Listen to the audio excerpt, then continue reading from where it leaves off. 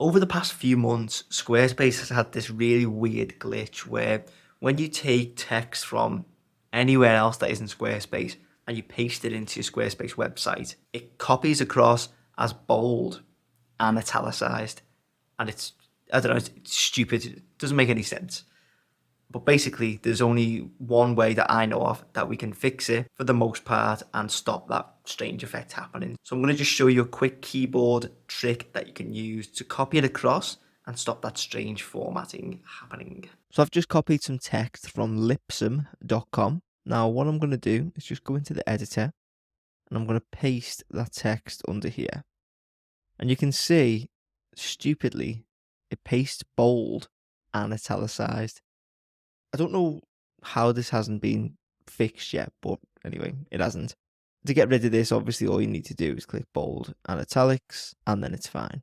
But ideally, when we paste it, it shouldn't come through like this. So our solution is to hold Shift and Command on Mac.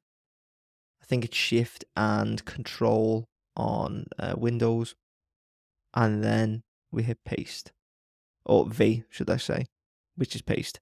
And what that does is it pastes matching the formatting. So if I was to bold and then hit Shift, Command, and V, it's going to paste again, but it's going to match the formatting. And that probably didn't show it quite well enough, so I'll just put like ABC here and then do it again. And you can see it matches the formatting. If the formatting was not bold, so we'll just do ABC, get rid of that bold, and then we do Shift, Command, V, it matches the formatting.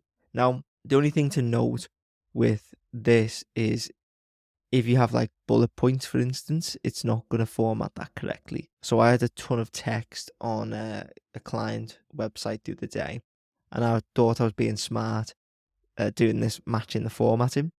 And what it did, because they had like a title, description text, and then like a numbered list, and then bullet point list. And then it just got rid of all the bullet points. And I was like, oh. So what I had to do in that case was just paste it normally to keep the formatting of the bullet points, then go back and change all the bold and the italics. So this works well if it's just like reams and reams of text. And hopefully this video is going to be redundant soon if Squarespace fix this, whatever this issue is. But until then, this is the only way that I know around it. So hopefully you found this useful. If you did, make sure to leave a like, hit subscribe, and check out all of the Squarespace resources in the description below.